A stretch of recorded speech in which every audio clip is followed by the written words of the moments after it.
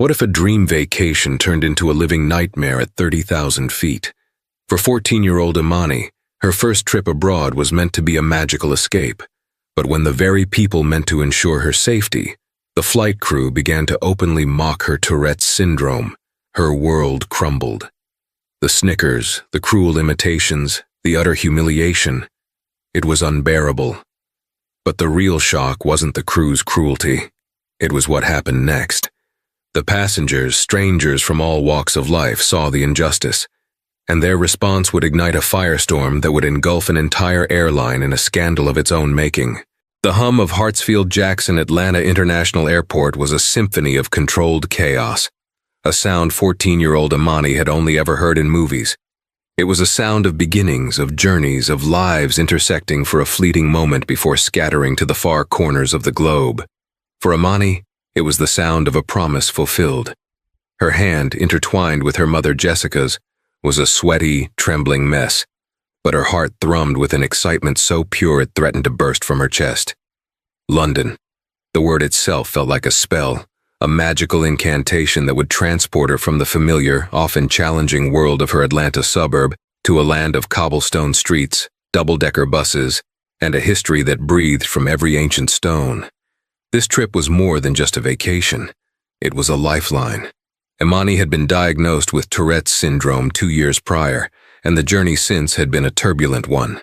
The tics, both motor and vocal, had a mind of their own, erupting at the most inopportune moments, turning her into a spectacle she never asked to be. School had become a battlefield of stifled giggles, poorly concealed stares, and the occasional, braver taunt. She was a bright girl, with a sketchbook full of fantastical creatures and a mind that could lose itself for hours in the intricate plots of fantasy novels. But in the harsh reality of high school, she was often reduced to a single, misunderstood label: the girl who twitched and yelped. Her mother, Jessica, a high school English teacher with a fierce love for her daughter, had watched Imani's world shrink with every passing month. She saw the bright light in her daughter's eyes dim with each act of casual cruelty she endured. So she had saved. Every extra dollar from tutoring, every tax refund, every penny pinched from the grocery budget had gone into the London fund. This trip was to be a grand gesture, a way to show Imani that the world was so much bigger than the narrow confines of her high school hallways. It was a chance for her to see that her condition did not define her, that there was a world of wonder waiting to be explored. As they approached the American Airlines gate, Imani felt a familiar, unwelcome tingling in her neck. A quick, sharp jerk of her head to the left followed, then a soft, breathy whoop. She squeezed her eyes shut, a silent plea to her own body to behave, just for a little while. Jessica squeezed her hand back, a silent reassurance. "It's okay, sweetie," she whispered, her voice a warm blanket of comfort. "We're almost there." At the gate, 2 flight attendants were chatting near the podium, their crisp, dark blue uniforms a stark contrast to the colorful chaos of the waiting passengers. One was a woman in her late 40s, with a severe blonde bob and a face that seemed permanently set in a look of mild disapproval. Her name tag read Brenda. The other was a younger man, perhaps in his late 20s, with slicked-back brown hair and a smirk that didn't quite reach his eyes. His tag identified him as Keith. Jessica approached them with a warm smile, her daughter hovering slightly behind her. "Good evening," she said, holding out their boarding passes and passports. "I just wanted to give you a heads up. My daughter Imani has Tourette's syndrome. She has some motor and vocal tics, which might be more pronounced during the flight due to excitement and anxiety. They are completely involuntary." Brenda's eyes flickered from Jessica to Imani, a flicker so quick it was almost imperceptible, yet it carried the weight of a full-body scan.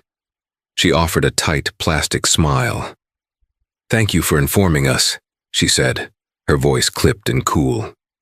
Keith, meanwhile, leaned against the counter, his gaze lingering on Imani for a moment too long. He didn't say anything, but the corner of his mouth twitched, and he exchanged a look with Brenda that made Imani's stomach clench. It was a look she knew all too well, a silent shared joke at her expense. The feeling of unease followed them as they boarded the plane. The aircraft, a Boeing 777, was a marvel of modern engineering, yet it suddenly felt claustrophobic. They found their seats in the main cabin, a window seat for Imani and an aisle seat for Jessica. Imani pressed her face against the cool glass, watching the ground crew scurry below like ants. She tried to recapture the earlier thrill, the pure, unadulterated joy of her London dream. But the image of Brenda's dismissive gaze and Keith's subtle smirk had cast a long, ugly shadow over her excitement. As the other passengers settled in, the cabin filled with the low murmur of conversations, the clicking of overhead bins, and the rustle of jackets and bags. Imani's tics, fueled by the mounting anxiety, began to surface more frequently. A sharp sniffle, a shoulder shrug, another whoop. With each involuntary action, she felt a fresh wave of shame.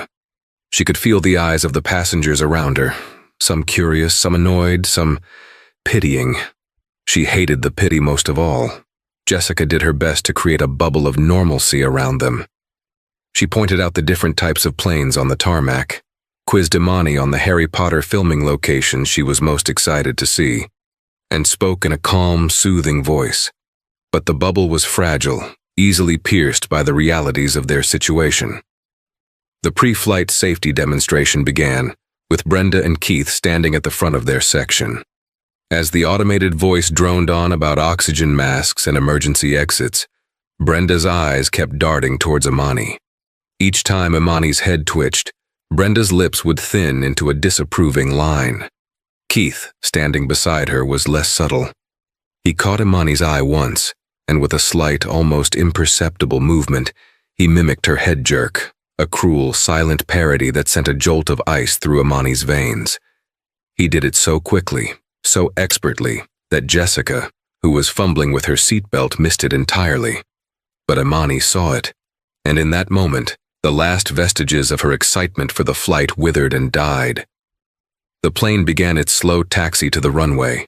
The engines whined, the cabin vibrated, and Imani's heart hammered against her ribs. She wasn't just anxious anymore. She was scared. Scared of her own body, scared of the long flight ahead, and most of all, scared of the two people in uniform who were supposed to keep her safe, but who had already marked her as a target for their casual cruelty. The glimmer of her London dream was fading fast, replaced by the encroaching darkness of a nightmare at 30,000 feet. The ascent into the night sky was a blur of roaring engines and pressing G-forces. For a few brief moments, as the glittering tapestry of Atlanta receded below, Imani felt a sense of wonder that eclipsed her anxiety. The world, from this vantage point, looked peaceful, orderly, a million tiny lights forming a cohesive whole. It was a stark contrast to the turmoil brewing inside her, and inside the metal tube hurtling through the stratosphere. Once the plane reached cruising altitude and the seatbelt sign pinged off, the cabin slowly came to life. The flight attendants began their drink service, and Brenda and Keith were working their aisle. The cart, laden with miniature bottles of wine, cans of soda, and bags of pretzels, moved with an agonizing slowness towards Imani and Jessica's row. Imani's tics had settled into a relentless rhythm. A series of rapid blinks, a soft throat-clearing sound, and the persistent head jerk. Each one felt like a betrayal by her own nervous system, a public announcement of her vulnerability. She tried to bury her face in her book, a dog-eared copy of The Priory of the Orange Tree, but the words swam before her eyes, unable to capture her fractured attention. When the drink cart finally reached their row, Brenda stopped, her professionally pleasant mask firmly in place. "Anything to drink for you ladies?" she asked, her voice a saccharine melody that didn't match the coldness in her eyes. "I'll have a ginger ale, please," Jessica said, smiling politely. "And my daughter will have the same." "Of course," Brenda replied. As she reached for the cans, Imani had a more pronounced vocal tic, a sudden sharp beep. The sound was abrupt, and a few nearby passengers turned to look. A blush crept up Imani's neck, hot and suffocating. Brenda paused, a can of ginger ale in her hand. She looked directly at Imani, a flicker of something ugly, a mixture of annoyance and amusement in her eyes. "Well, isn't that special?" she said. her voice low enough that only Jessica, Imani, and perhaps the passenger in the seat in front of them could hear. Jessica's smile vanished. "Excuse me?" she said, her voice firm but even. Brenda simply handed over the drinks and a bag of pretzels, her plastic smile unwavering. "Enjoy your flight." Before Jessica could respond, Keith, who was serving the opposite side of the aisle, leaned over. "Everything all right over here, Brenda?" he asked, a knowing smirk playing on his lips. He then looked at Imani and with a theatrical little twitch of his own head added, "Or is the in-flight entertainment just getting started?" The cruelty was no longer subtle. It was a blatant, targeted attack. Imani felt the air leave her lungs as if she had been physically punched. Tears pricked at the corners of her eyes, and she bit down hard on her lower lip, trying to hold them back. She would not give them the satisfaction of seeing her cry. Jessica, however, was not about to let this slide. Her maternal instincts, honed over years of defending her daughter from playground bullies and ignorant adults, surged to the forefront. She unbuckled her seatbelt and stood up, her 5'4" frame suddenly seeming to tower over the seated Brenda. "I need to speak with your purser. Now," Jessica demanded, her voice low and seething with a controlled rage. Brenda's facade of politeness finally cracked. "Ma'am, I'm going to have to ask you to sit down. The seatbelt sign is off, but you are creating a disturbance." "A disturbance?" Jessica's voice rose slightly, attracting more attention. "My daughter is being mocked by your staff for a neurological condition she cannot control, and I'm the one causing a disturbance?" The argument drew the eyes of everyone in the surrounding rows.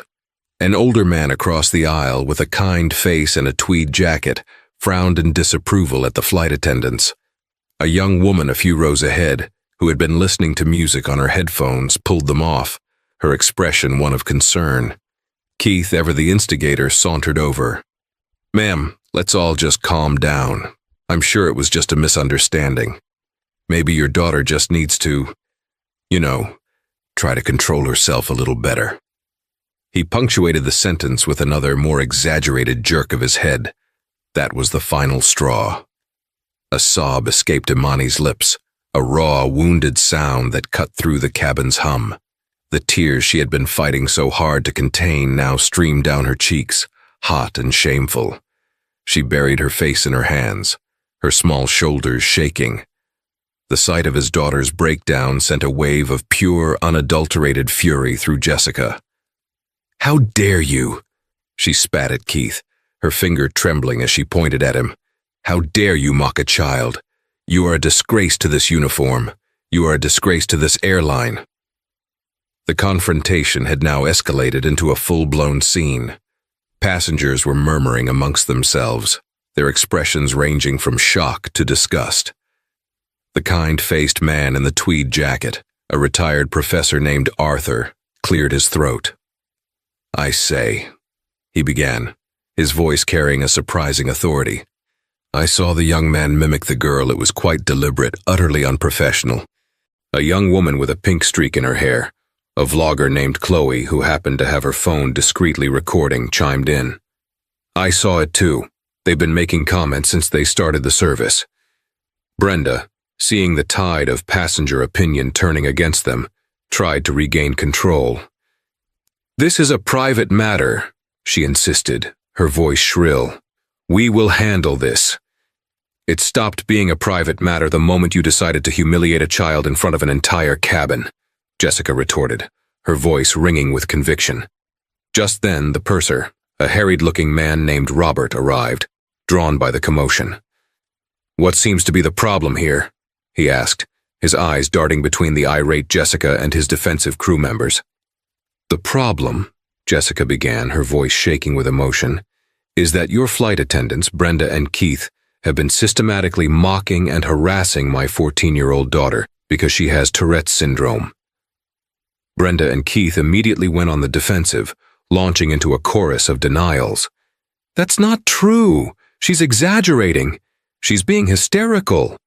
But their denials were drowned out by a growing chorus of passenger voices. "We saw it happen. It was disgusting. They should be ashamed of themselves." Robert, the purser, looked overwhelmed. He was caught between his crew and a cabin full of angry witnesses. He tried to placate Jessica. "Ma'am, perhaps we can discuss this more privately in the galley." "There's nothing to discuss in private," Jessica shot back, her gaze sweeping across the faces of the supportive passengers. The humiliation was public. The apology should be public too. But Brenda and Keith were far from apologetic. Seeing the purser waver, Keith doubled down on his cruelty. An apology? For what? For her making all those weird noises and movements? Maybe she shouldn't be on a plane if she can't handle it. The comment hung in the air, a final venomous dart. It was a declaration of war. The passengers, who had initially been passive observers, were now fully engaged. A low rumble of anger spread through the cabin. A man in a business suit stood up. "I'm a lawyer," he announced, "and what I've just witnessed is a clear violation of the Air Carrier Access Act. This is discrimination, plain and simple." The vlogger, Chloe, made sure her phone was still recording, capturing every damning word. The retired professor, Arthur, was taking notes in a small leather-bound book. The flight, which had begun with a dream, had now descended into a tribunal at 30,000 feet, and for Brenda and Keith, the verdict of the passengers was unanimous: guilty as charged. The drama was no longer just about a mother and daughter. It was about a collective sense of decency, a line that had been crossed, and the shocking realization that sometimes the greatest threat on a flight isn't turbulence, but the very people in charge. The lawyer's words, Air Carrier Access Act, hung in the recycled cabin air, shifting the atmosphere from one of uncomfortable drama to one of serious consequence. The passengers were no longer just spectators, they were now a jury, and they were beginning to understand the power they collectively held. Robert, the purser, paled. He knew the lawyer was right. The ACEA was a federal law, and accusations of its violation were a nightmare for any airline. He turned to Brenda and Keith, his expression now one of controlled fury. "Go to the galley, now," he hissed, his voice low but laced with an authority they couldn't ignore. "And don't say another word." The two flight attendants, their faces a mixture of defiance and dawning fear, retreated, casting venomous glances at Jessica as they went. Robert then turned back to Jessica, his demeanor completely changed. He was now the picture of solicitous concern. "Ma'am, on behalf of American Airlines, I am profoundly sorry. The behavior of my crew was inexcusable and unacceptable. Please allow me to escort you and your daughter to our business class cabin. It's the least we can do." Jessica looked at Imani, who was still huddled in her seat, her face blotchy and tear-streaked. The offer of an upgrade, of more comfortable seats and better food, felt like a hollow gesture, a bribe to make the problem go away. But then she looked at the faces around her. The lawyer, who had introduced himself as David, was nodding encouragingly. The vlogger, Chloe, gave her a thumbs up. The retired professor, Arthur, offered a small, supportive smile. These strangers had stood up for them when no one else would. "Thank you," Jessica said to Robert, her voice still trembling slightly. "But we are not moving." Robert looked taken aback. "Ma'am, my daughter has been humiliated in this cabin, in front of these people," Jessica explained, her gaze sweeping across her fellow passengers once more. "And it is in this cabin with these people that we will finish our flight. We are not the ones who should be removed. Brenda and Keith should not be allowed to serve another passenger on this flight." A murmur of agreement rippled through the seats. David, the lawyer, spoke up again. "She's right. Those two have demonstrated a clear prejudice that makes them unfit to perform their duties. They should be confined to the galley for the remainder of the flight." The uprising was in full swing. One by one, passengers began to voice their support, their individual voices coalescing into a powerful, unified demand for accountability. "We won't be served by them. I want their names and employee numbers. I'm filing a formal complaint the moment we land." Chloe, the vlogger, turned her phone's camera on herself for a moment, her voice a hushed but excited whisper. "You guys are not going to believe what is happening right now on this American Airlines flight to London. A full-on passenger revolt. It's insane. Justice for Imani. She then flipped the camera back to capture the scene. Robert, the purser, was in an impossible position. He had a cabin on the verge of mutiny, 2 insubordinate crew members, and a potential legal and PR catastrophe unfolding at 30,000 feet. He made a quick calculation. Placating the 100-plus angry passengers was a far more pressing concern than protecting his 2 rogue flight attendants. He nodded, his face grim. "As you wish," he said to Jessica. He then walked to the front of the cabin and picked up the intercom handset. His voice, when it came through the speakers, was strained but firm. "Ladies and gentlemen, this is your purser, Robert. I would like to offer my sincerest apologies for the incident that just occurred. The behavior you witnessed from 2 of our crew members was completely contrary to the values and policies of American Airlines. I want to assure you that this matter will be dealt with the utmost seriousness. The 2 flight attendants in question will be relieved of their duties for the remainder of this flight." A wave of applause, soft at first, then growing in volume, swept through the cabin. It was a surreal moment, a spontaneous celebration of decency triumphing over cruelty. Imani, who had been peering through the gap in her fingers, looked up. She saw people smiling at her, not with pity, but with a fierce, protective warmth. For the first time in what felt like an eternity, she didn't feel like a spectacle. She felt seen.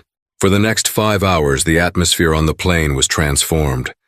A strange sense of camaraderie had taken hold. Robert and the remaining flight attendant, a quiet gentlewoman named Maria, handled the service for the entire cabin with a grace and efficiency that was truly remarkable. Passengers shared snacks, struck up conversations with their neighbors, and repeatedly checked in on Imani and Jessica. Arthur, the retired professor, leaned across the aisle and offered Imani a piece of shortbread from a tin he had brought from home. "My granddaughter's about your age," he said with a kind smile. "She's a big fan of fantasy novels, too. We're visiting her in Cambridge." Chloe, the vlogger, came over and knelt by Imani's seat. "You are so brave," she said, her voice genuine. "I've already got a hashtag going. Hash flyers for Imani. People are going to hear your story." David, the lawyer, handed Jessica his business card. "I've already drafted an email to American Airlines Corporate Counsel. I've cited the specific statutes they violated. Don't you worry about a thing. They're going to have to answer for this." Even the most cynical-looking business travelers seemed moved by the collective action. A man in a tailored suit, who had been furiously typing on his laptop for the first part of the flight, paused his work to give Jessica a nod of respect. "You're a good mom," he said simply. Imani, overwhelmed by the outpouring of support, found her tics beginning to subside. The knot of anxiety in her stomach had loosened, replaced by a tentative, fragile sense of hope. These strangers, this motley crew of vacationers, business travelers, students, and retirees, had formed a protective shield around her. They had taken her humiliation and transformed it into a moment of empowerment. As the plane began its descent into London, the first rays of dawn painting the sky in hues of pink and orange, Jessica looked at her daughter. Imani was asleep, her head resting against the window, a small, peaceful smile on her face.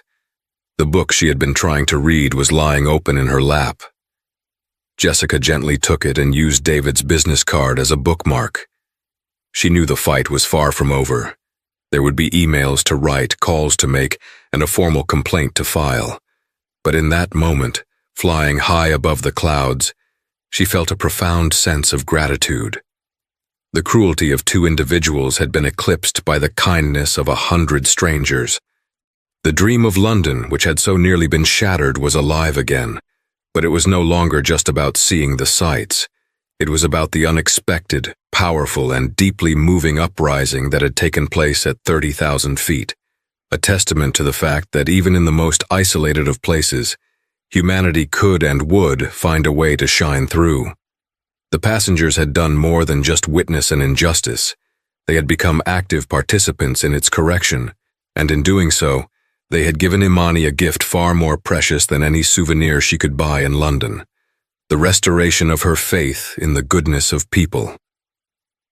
The wheels of the Boeing 777 touched down on the tarmac at Heathrow Airport with a gentle bump, a starkly anticlimactic end to the most turbulent flight of Imani and Jessica's lives. As the plane taxied towards the terminal, a sense of nervous anticipation settled over the cabin. The battle at 30,000 feet had been won, but the war on the ground was just beginning.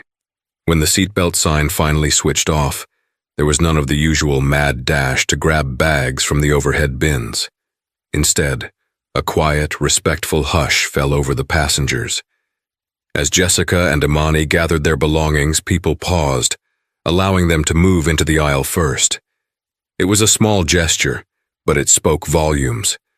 As they approached the jet bridge, they saw Robert, the purser, waiting for them, along with two stern-faced airport officials and a woman in a sharp American Airlines corporate suit. The woman stepped forward, her hand extended, a practiced damage control smile plastered on her face. "Mrs. Williams, I'm Victoria Sterling, the station manager for American Airlines here at Heathrow. On behalf of the airline, I want to extend our most sincere and heartfelt apologies for your experience today." Jessica shook her hand, her grip firm. "An apology is a start," she said, her voice steady. "But it's not enough."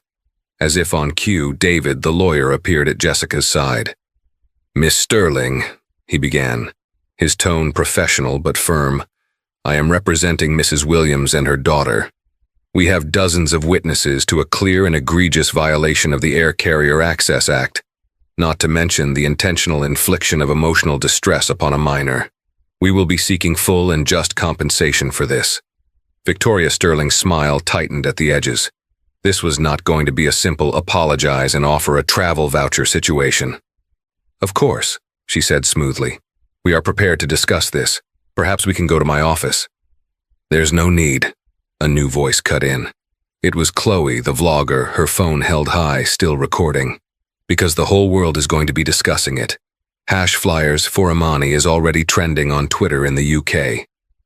Victoria's head snapped towards Chloe, her eyes widening in alarm. The situation was spiraling out of her control in real time. She could see other passengers now holding up their phones, recording the confrontation. The private nightmare of Flight 177 was about to become a very public spectacle. Behind the cluster of officials, Brenda and Keith were being escorted off the plane by airport security. They looked pale and shaken, their earlier arrogance completely gone, replaced by a deer-in-the-headlights terror.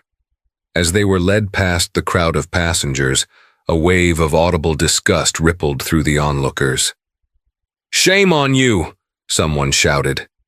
"You're bullies!" yelled another. Brenda flinched as if struck, while Keith stared at the ground, his face ashen. The public shaming was a far cry from the smug superiority they had displayed just hours before. This was the first taste of their karma, served cold on a Heathrow jet bridge. Over the next few hours, the story exploded. Chloe's video, a raw 10-minute clip showing the confrontation, Jessica's impassioned defense of her daughter, and the passengers' unified stand, went viral. It was picked up by British news outlets, then bounced back across the Atlantic to the US. The hashtag #flyers for Imani became a global phenomenon. People from all over the world shared their own stories of discrimination and mistreatment by airlines. Tourette's advocacy groups issued statements of support for Imani, condemning American Airlines. The story was leading the news cycle, a PR mushroom cloud that was visible from space. For American Airlines, the fallout was catastrophic. Their stock price took an immediate and significant hit. Their social media channels were flooded with tens of thousands of angry comments. The carefully curated image of a friendly, customer-focused airline was shattered in an instant. The incident was no longer about two rogue employees. It was a referendum on the company's culture. The airline's initial response was a boilerplate statement expressing regret for the incident and promising a full investigation. It was a textbook corporate non-apology, and it was torn to shreds by the public. The pressure mounted with every passing hour. David, the lawyer, was relentless. He gave interviews to major news networks, his calm, articulate condemnation of the airline's behavior adding fuel to the fire. He spoke of the ACAA not as an obscure regulation, but as a fundamental promise of dignity and respect for all travelers. Back in London, Jessica and Imani found themselves in the surreal position of being at the center of a media firestorm. Their hotel, a modest place Jessica had booked months in advance, was now besieged by reporters. They tried to stick to their original plan, to see the sights of London, but it was difficult. On their first day, as they stood in line for the London Eye, a young girl, no older than 10, approached them. "Are you Imani?" she asked shyly. Imani, bracing for the worst, simply nodded. The girl's face broke into a wide grin. "I think you're really cool," she said. "My brother has tics sometimes, and kids at school make fun of him. I'm going to tell them to watch your video." Imani was speechless. A warmth spread through her chest, a feeling she hadn't experienced before. It wasn't pity, it was admiration. This encounter was a turning point for Imani. She began to see that her story, born of humiliation, was having a powerful, positive impact. She was no longer just a victim. She was a symbol of resilience. The support from strangers, both on the flight and now from around the world, was a balm on her wounded spirit. Meanwhile, the pressure on American Airlines reached a breaking point. The CEO, a man named Thomas Reed, who usually remained insulated from the day-to-day controversies, was forced to address the scandal personally. A hastily arranged press conference was called. The world was watching, waiting to see if the airline would finally do the right thing. The landing at Heathrow had been just the beginning. The real turbulence for American Airlines was just getting started. The passengers had ignited the fuse, and now the entire world was watching the explosion. The American Airlines press conference was a somber affair. CEO Thomas Reed, a man whose tanned, confident face usually graced the pages of business magazines, stood at a podium looking weary and beleaguered. The backdrop, a repeating pattern of the airline's logo, seemed to mock him, a symbol of a brand now synonymous with bigotry and incompetence. The room was packed with journalists, their cameras and microphones pointed at him like a firing squad. "I want to start," Reed began, his voice heavy, by offering a direct and unreserved apology to Imani and Jessica Williams. He looked directly into the main camera, as if trying to project his sincerity across the thousands of miles to their London hotel room. What happened on Flight 177 was not just a failure of policy, it was a failure of our basic humanity. There are no excuses for the reprehensible behavior of our employees, and I take full responsibility. It was a far cry from the company's initial anemic statement.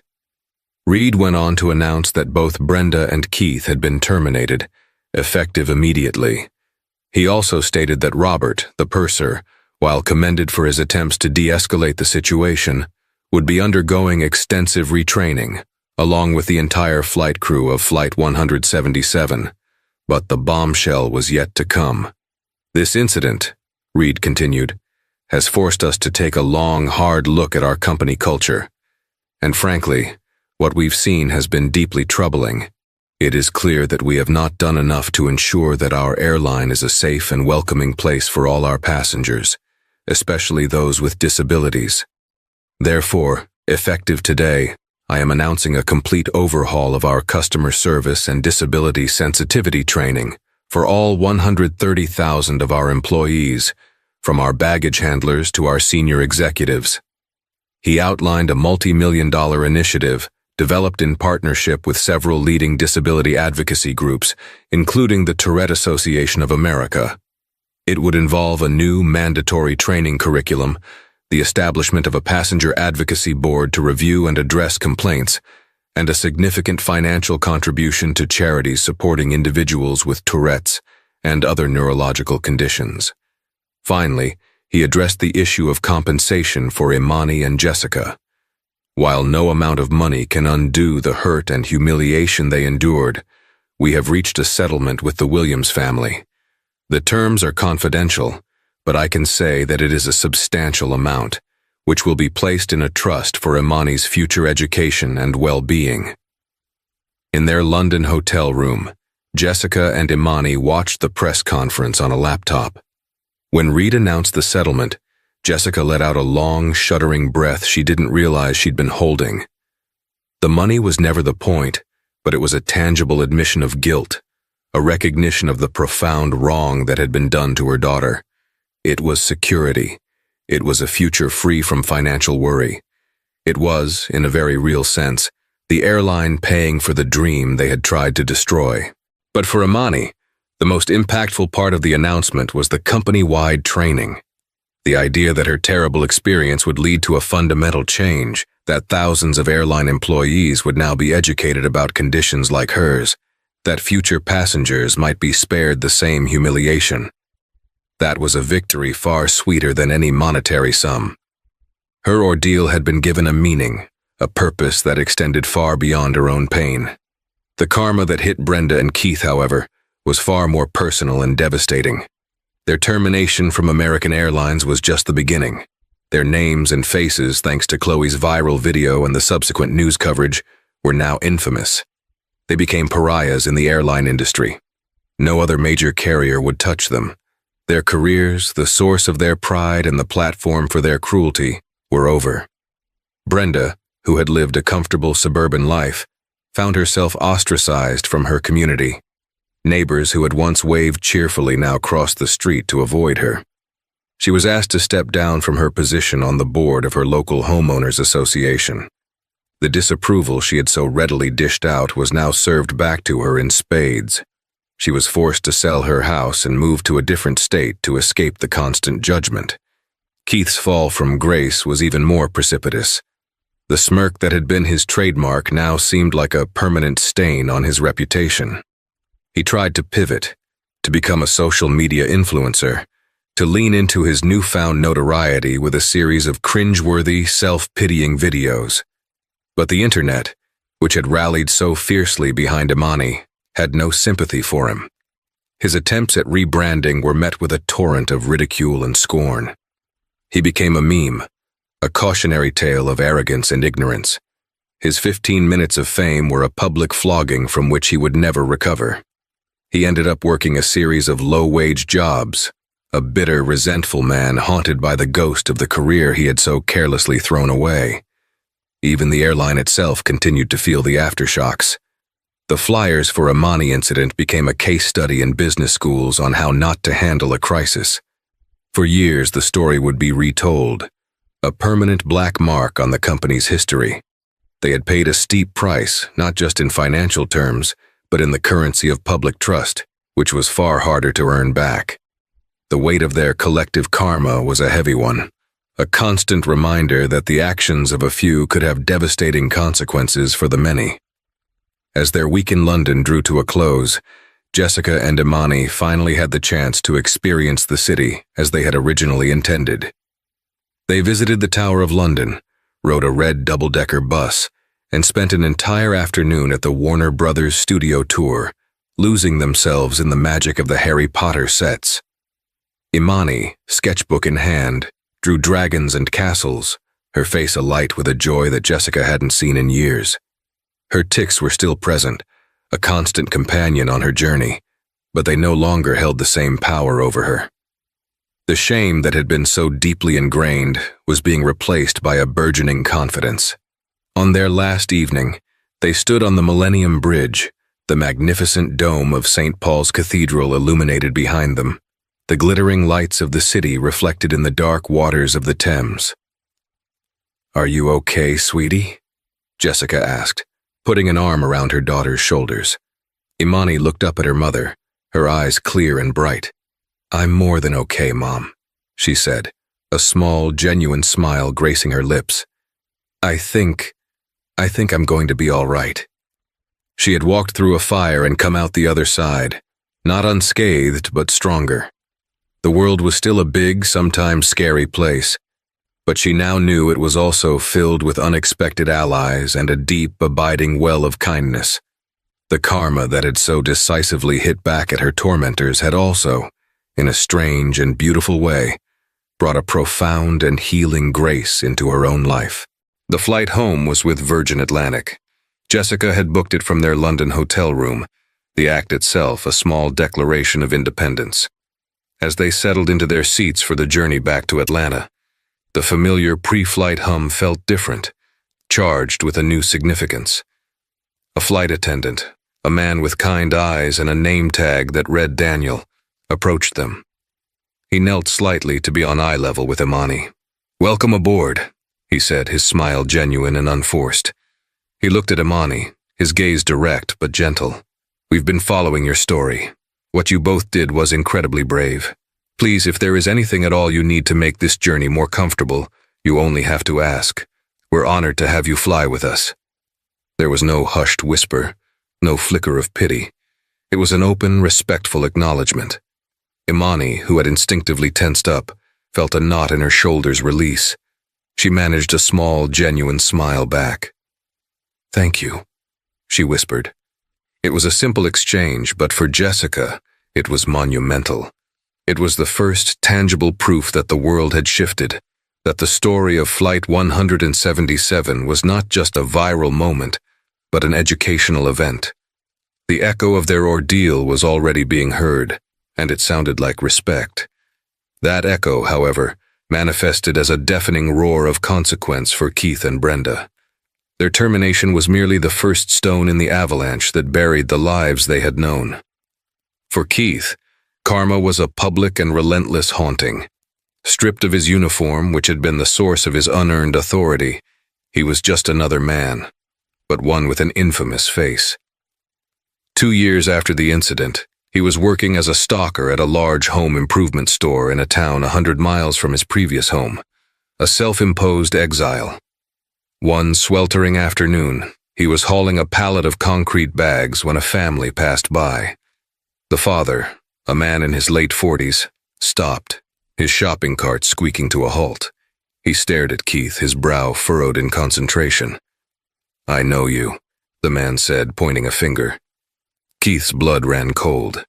He tried to turn away, to pretend he hadn't heard, but it was too late. "You're that flight attendant from the video, the one who mocked that little girl."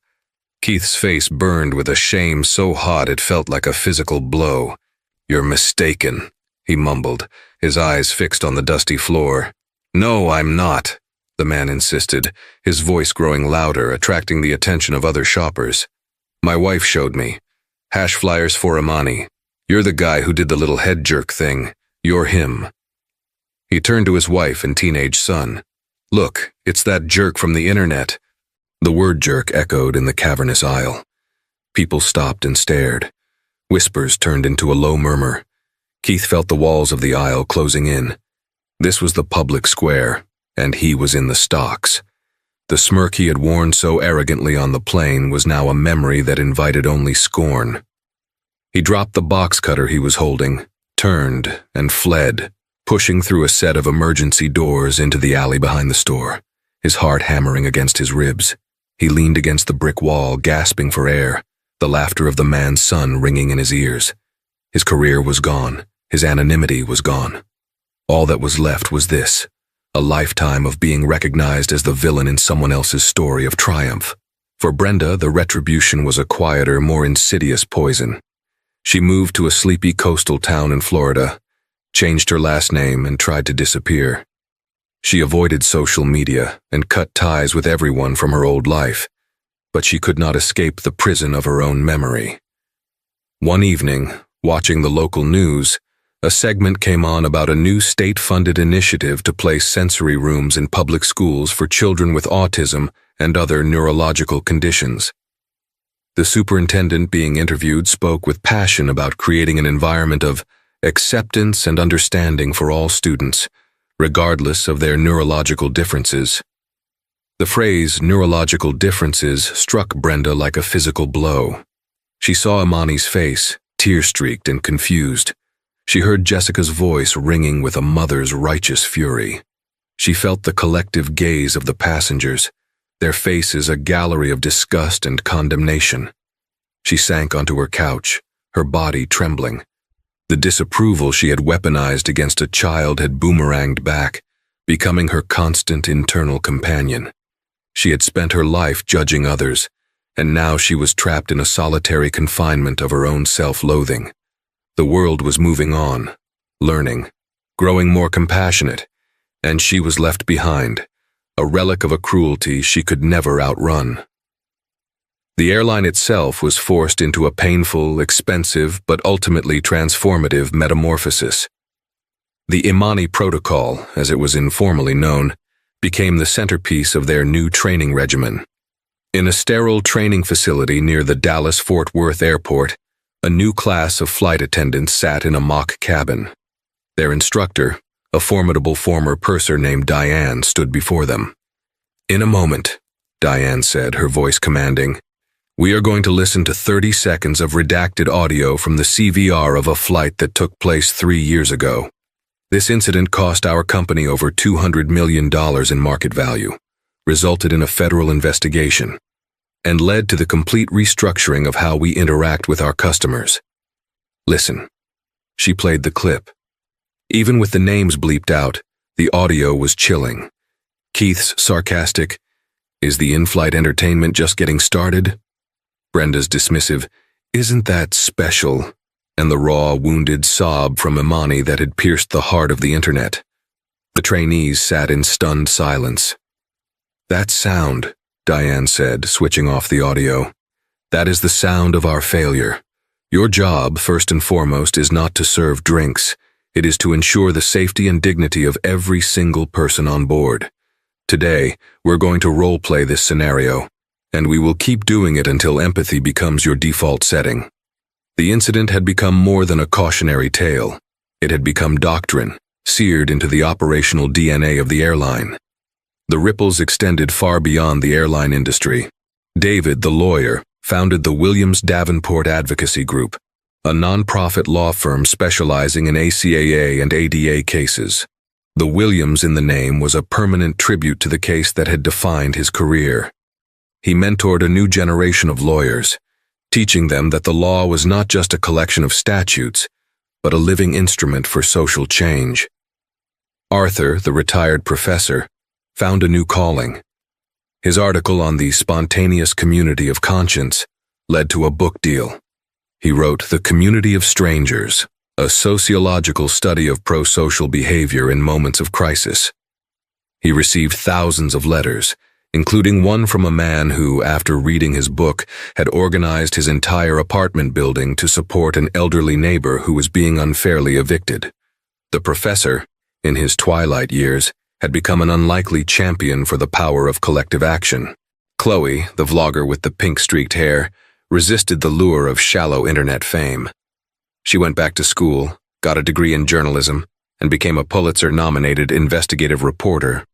She specialized in exposing corporate malfeasance, her work characterized by a fierce empathy for the victims. In interviews, she often cited Flight 177 as the moment she understood that a camera could be more than a tool for entertainment. It could be a weapon for justice. Jessica Williams became a quiet force of nature. She accepted a permanent paid position on American Airlines' newly formed Passenger Advocacy Board. She reviewed complaints, helped shape policy, and held the company's feet to the fire. Her anger had been transmuted into a powerful, enduring purpose. She was no longer just Imani's defender. She was a guardian for countless other travelers. And Imani. The years burnished her. The trust fund opened doors, but her own determination propelled her through them. She graduated summa cum laude from NYU Law. Her tics no longer a source of shame, but simply a part of her cadence. They were there, but they no longer defined her.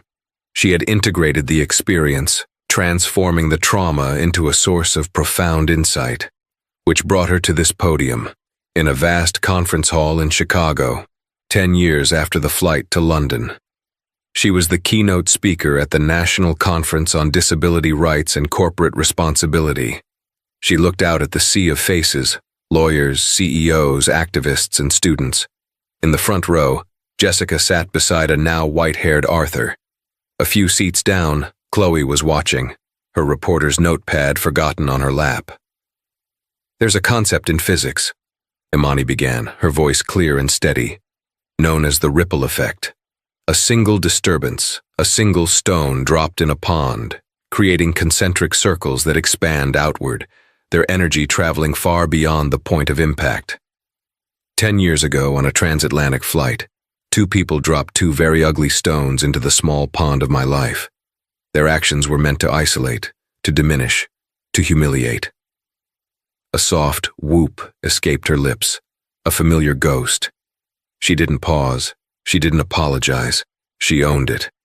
But something unexpected happened, she continued. The other people in that pond refused to let the ripples fade. They added their own energy. A lawyer offered his voice. A professor offered his wisdom. A vlogger offered her platform. An entire cabin of strangers offered their outrage and their decency. They created a counter-ripple, a wave of compassion so powerful that it not only overwhelmed the initial disturbance, but it went on to change the shoreline of an entire industry. She spoke of the complex nature of forgiveness, not as an obligation, but as a release of the anger that gives the perpetrator continued power. She spoke of the difference between punitive karma, the satisfying but ultimately empty downfall of people like Keith and Brenda, and restorative karma, the act of creating something positive and lasting from the wreckage of a negative event. My story, she concluded, her gaze sweeping the room, is often told as a story of a victim who fought back. But that's not the whole truth. It's the story of how a community can be forged in an instant. It's a story about the awesome, terrifying power of a single moment, and the choice we all have in that moment, to be a bystander or to become a ripple of change. The greatest karma of Flight 177 was not what happened to the people who wronged me. It was what happened to the rest of us. We all became something more. The standing ovation was thunderous, an unending echo of its own. As she stepped down from the stage, Chloe was the first to reach her. They embraced, 2 women whose lives had become irrevocably intertwined on that day. "I still have the original video file on a hard drive," Chloe whispered. "Sometimes I watch it just to remind myself what's possible." Arthur grasped her hand, his own frail but firm. "My dear," he said, his eyes twinkling, "you have become the most magnificent ripple of all." Later that evening, looking out from her hotel room at the glittering Chicago skyline, Imani felt a profound sense of peace. She was not defined by her tics. She was not defined by her trauma. She was defined by her response to it, and by the response of a plane load of strangers who chose kindness. The echo of that flight would never truly fade, but it was no longer a sound of pain. It was a symphony. The story of Imani is a powerful reminder that our voices matter. It shows that standing up against injustice, no matter how small it may seem, can create a ripple effect that leads to incredible change. The passengers on that flight could have stayed silent. They could have put on their headphones and looked away. But they chose to act, and that choice not only saved a young girl from further humiliation, but also held a billion-dollar corporation accountable and sparked a global conversation.